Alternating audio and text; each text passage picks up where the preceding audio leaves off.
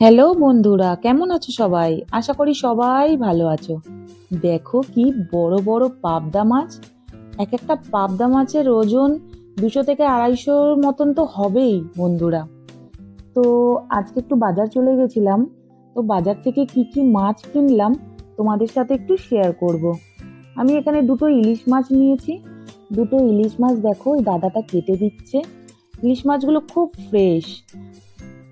আমি যেখান থেকে মাছ নিই বন্ধুরা, সেখানে কিন্তু সবাই কিন্তু কেটে পরিষ্কার করে দেয়, খুব ভালো করে কেটে দেয়।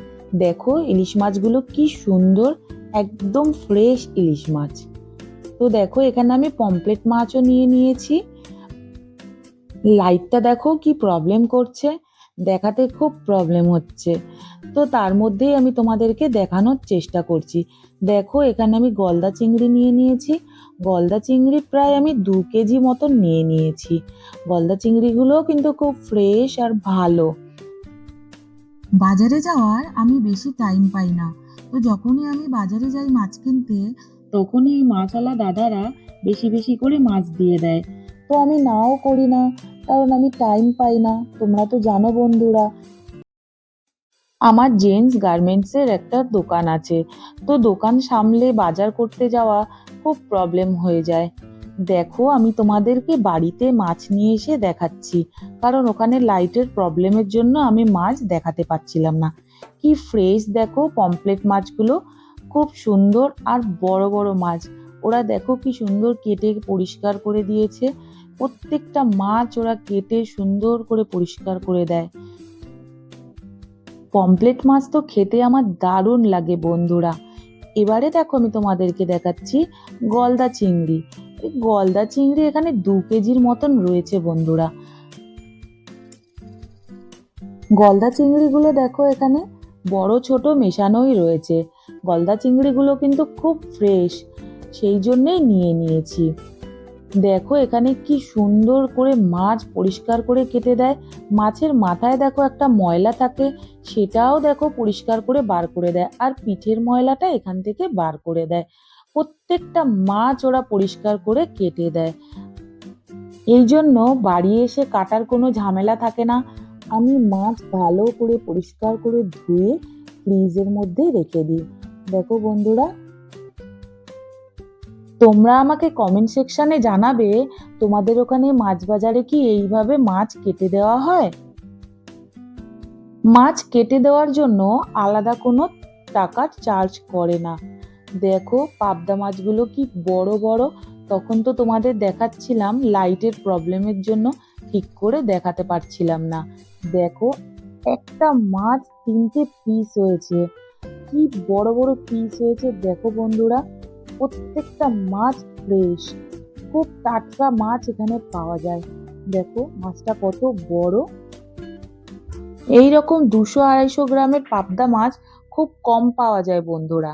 আজ বাজারে পেয়ে গেলাম, তাই নিয়ে নিলাম। আর নিয়ে নিয়েছিলাম চাপা চিংড়ি।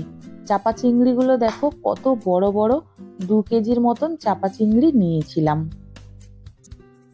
এত মাছ এনেছি, তাই ভাবলাম বন্ধুরা তোমাদের সাথে একটু শেয়ার করি।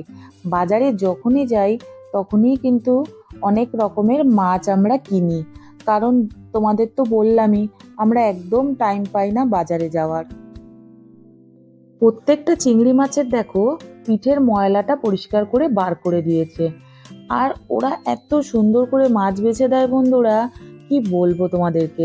দেখো পিঠের থেকে ময়লা পুরো বার করে নিয়েছে এখান থেকে। তোমাদের আবার এত মাছ দেখাচ্ছি বলে তোমরা কিছু মনে করো না বন্ধুরা। আমি ভাবলাম যে তোমরা আমার খুব কাছের মানুষ, তাই তোমাদের সাথে একটু শেয়ার করি, সেই জন্যই কিন্তু এই ভিডিওটা করা।